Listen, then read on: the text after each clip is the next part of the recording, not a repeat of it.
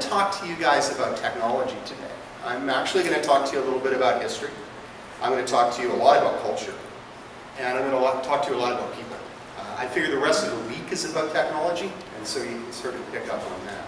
But we're going to talk about how these things sort of come together into what is a set of new needs. Chris talked a lot about how the more things change, the more they stay the same. That's true in a lot of regards, but there is a lot of stuff that we believe at Apperian really is changing and is fundamentally different in this, what we would consider to be a new paradigm. There's certainly lessons to learn from the past, but there's a lot of new and exciting stuff to take advantage of first.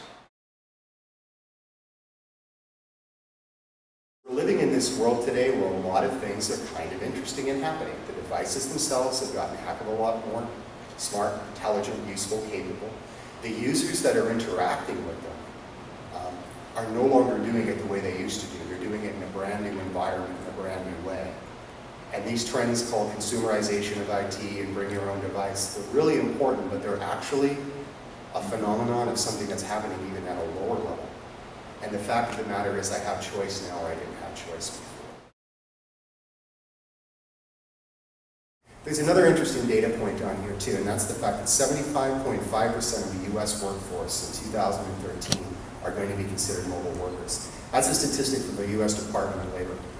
And what that statistic actually means, so what a mobile worker means, is that they will spend a considerable amount of their day-to-day activities and work outside of the confines of the office. And that's a huge shift as well.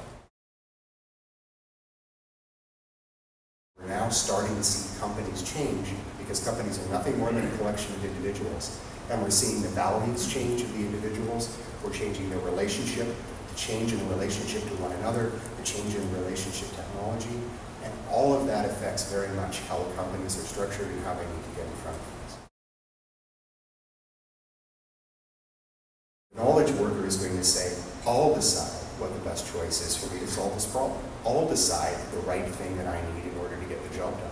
I'll decide the way I'm going to solve this problem and advance my career. Why? Because that's what they're measured on, that's what they're compensated on, that's how they get kudos and good results in their performance reviews, and that's fundamentally how they help the companies that they've been asked to help. So, when's the last time? It's Jazz Fest in New Orleans, right? So did anybody get a chance to go out and partake in any Jazz Fest activities the last couple of days? Really? Come on. Some of you, but more of you did than are admitting it, I know that. So, it's pretty unlikely that if you went to see some act at Jazz Fest, that a bunch of musicians got up on stage and said, can I have that trumpet, guitar, and piano off the rack over there? They didn't do that, right? They brought their own tools, they brought their own instruments to the gig, and they performed best when they had their own instruments there. Artists don't show up to paint murals and create great works of art and ask if they can borrow some brushes and paint. They bring their sculpting tools, they bring the palettes that they want to work with, and they create beautiful things out of that. And the same thing's true of today's knowledge worker. And this really, is the heart of what we think mobile application management is all about. It's not about devices, it's not about applications entirely. It is. It's about the interaction of the needs of these three key constituents and how a process and software and tools can facilitate a conversation amongst those. If I don't have those end users, that target audience of mine adopting and using that application, then I'm not going to get an ROI on it. It's going to fail. And if I don't get the app deployed, then the security question is really kind of secondary, isn't it? If nobody's actually using the service gets touched, then I don't need to secure it. What I need to do, though, ultimately is both. Security is the one that gets all the press. It's the one that people are concerned about because it's easy to think about and it's very top of mind. But the adoption one is a critical piece that people are coming from today. And the App Store helps you do that. Every time the CIO says no, the enterprise becomes less secure. Why is that? Because I am a problem solver.